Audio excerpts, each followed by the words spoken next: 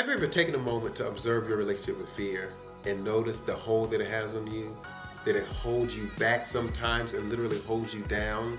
Well, if that is the case, you're wondering how to get out of that hold, this video is for you.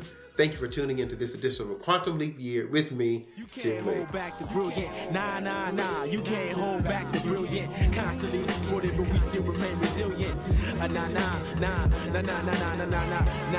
You can't hold back the brilliant. Nah. You can't hold back the brilliant. Friends, before I go on, I want to first say thank you for tuning into this edition of Quantum Leap Year. I want to also ask you to watch until the end, because at the end I will have an update of where I am in my personal journey.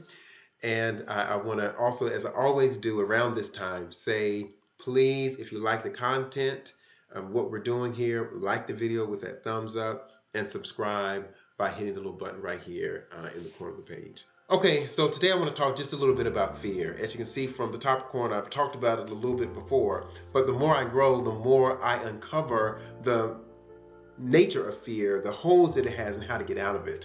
And so today in my meditation, I got present to the fact that fear really comes from preferences. And in our mind, we see things in twos most cases, just because we are living in this dualistic world, right? So we see the oppositions that are presented against us or before us, and we prefer most of the time the good over the bad, right? God over the devil, life over death, love over anything that's opposite of love, whether it's fear or hate, right? Success over failure. You see what I'm saying? Winning over losing, right? Whatever we are sort of afraid of, it is because we are preferring one over the other, right? And so the mind chooses what is the preferred option. And most of the time, for most people, it is the good option, right? But after it chooses the good option of that which it wants, it then starts to worry about, be afraid of, and in so doing, focus on the thing that it doesn't want. And then that bubbles over into using your imagination, and that bubbles over into you visualizing that thing working, and then that bubbles over into you having some sort of emotional connection with that which you are visualizing and imagining and worrying about and focusing on. You see what I'm saying?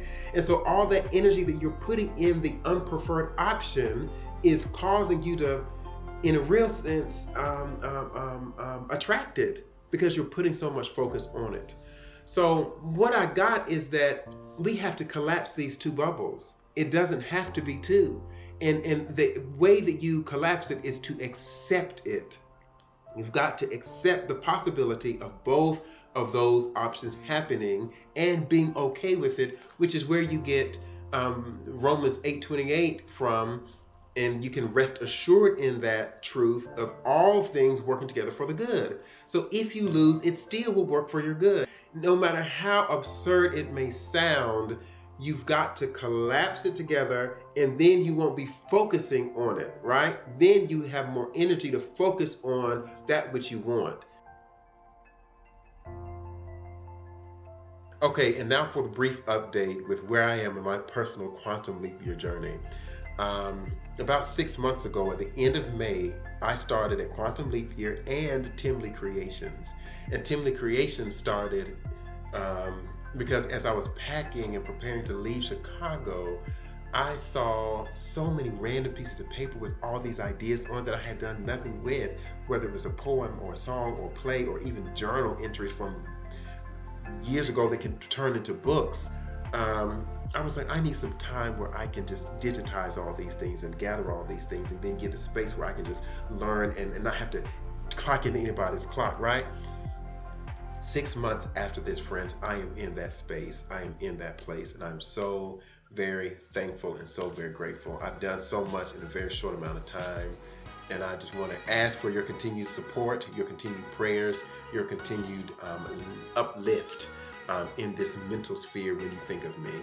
I've been doing a little bit of traveling, getting inspiration from that. I've been to New York, Massachusetts, Philadelphia, Virginia, Washington, D.C. I have been learning about YouTube. I've been learning about Photoshop. I've been learning about video editing, and these videos, if you may hopefully see, are getting better in the quality. I looked back at my blog. I used to see that I used to have 3,000 blog visitors per month back in like 2012, 2013, and just stopped. So I'm going to start putting more blogs out. I'm going to put the link at the bottom. So I'm saying all this to say, friends, I just appreciate the support, prayers, and I'm going to start promoting my Patreon, which is under the name of Tim Lee Creations.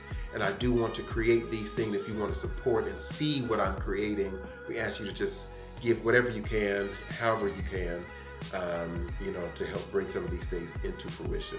Please be on the lookout for a children's book, animated, and all those things. It will come. It is coming. I'm excited. I'm excited.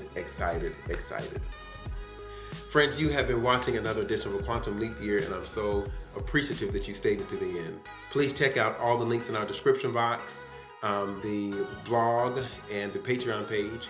I want you also to make sure you subscribe to the video, to support us, to share the links, and to come back next week where we will be leaping some more. I'm Tim Lee. See you then.